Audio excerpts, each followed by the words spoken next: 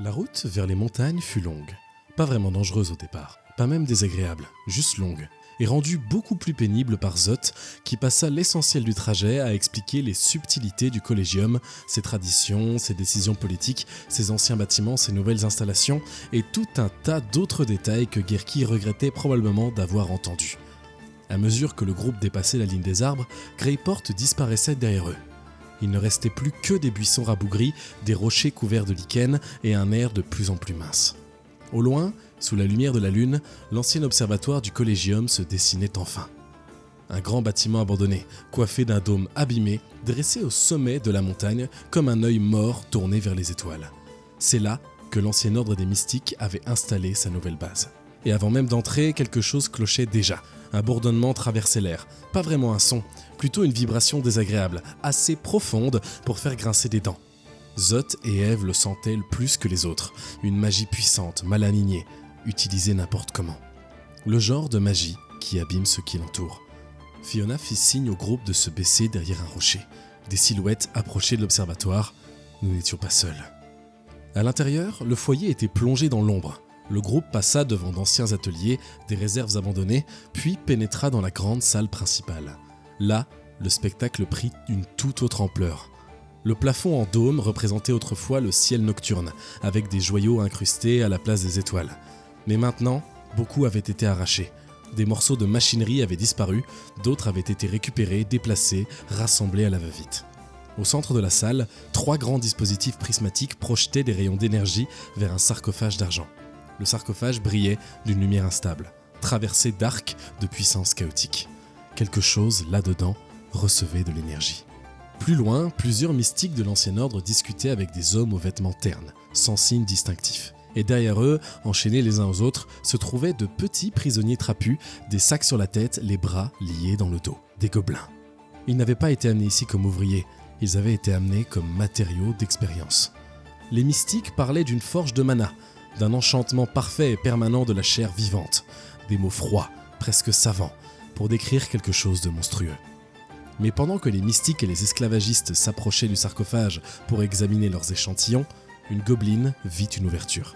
Elle tira sur ses liens, arracha le sac qui lui couvrait la tête et se mit à courir. La panique éclata aussitôt. Les mystiques hurlèrent, les esclavagistes se lancèrent à sa poursuite. La gobeline se faufila entre les machines, tirant des câbles, donnant des coups de pied dans des tuyaux, détruisant tout ce qu'elle pouvait atteindre dans sa fuite désespérée. Fiona n'attendit pas une seconde de plus. Le groupe sortit de l'ombre. Et au même instant, les rayons prismatiques perdirent toute stabilité. L'énergie magique se déversa dans la salle en cascade chaotique.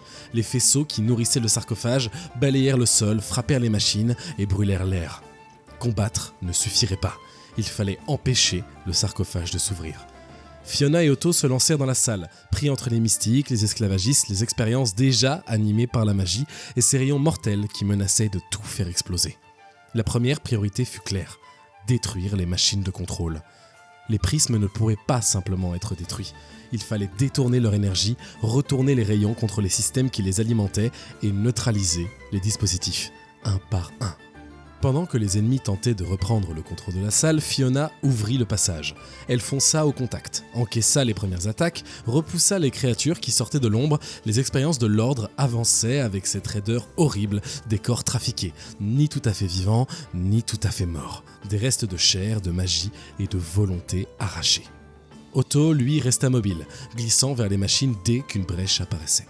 Le premier rayon fut vite détourné.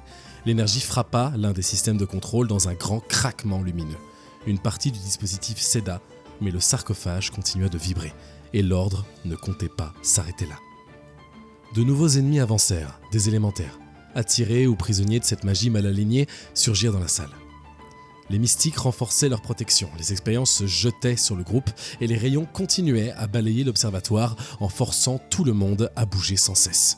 Ce n'était pas une bataille où l'on tient une position, c'était un combat de mouvement. Une bataille où Fiona devait frapper, reculer, attirer les ennemis, puis repartir avant que le prochain faisceau ne transforme la pierre en fournaise. Et Otto fut essentiel. Il soignait quand il le fallait, il retirait les protections au bon moment, terminait les ennemis affaiblis, et surtout, il continuait à manipuler les machines pendant que Fiona occupait la salle entière par la force. Le deuxième rayon fut détourné à son tour, une autre machine de contrôle explosa sous l'impact, le sarcophage trembla, sa lumière changea et quelque chose semblait remuer à l'intérieur. Il ne restait plus qu'un dernier faisceau, et l'Ancien Ordre jeta tout ce qui lui restait dans la bataille. Les mystiques tentèrent de bloquer l'accès au dernier dispositif, les expériences s'accumulèrent autour de Fiona, les élémentaires crépitaient dans les couloirs d'énergie comme s'ils faisaient partie de la machine elle-même. Mais le rythme avait basculé. Fiona et Otto avaient compris la salle, ils savaient où passer, qui attirer, quand frapper, quand se dégager. Les ennemis continuaient d'avancer mais ils arrivaient trop tard. Fiona ouvrit une dernière brèche, Otto s'y engouffra et le dernier rayon fut détourné. Et cette fois, toute la salle sembla retenir son souffle. Le sarcophage d'argent se mit à trembler violemment. Puis, son couvercle fut projeté dans les airs avec un fracas assourdissant. Un éclair aveuglant traversa l'observatoire et une immense silhouette s'écrasa au sol au milieu de la poussière. Quand l'air redevint respirable, le groupe découvrit ce que l'Ancien Ordre préparait. Une créature artificielle gigantesque, un golem d'argent, assemblé autour d'un orbe d'énergie pure logé dans sa poitrine. Ses mains s'ouvrirent lentement, parcourues d'arcs de foudre. Le golem arcanique était libre et il attaqua. Enfin, il essaya. Parce que pour une créature censée représenter l'aboutissement des travaux de l'Ancien Ordre, son entrée dans le monde fut assez humiliante. Fiona se jeta sur lui avant qu'il ne puisse prendre l'avantage.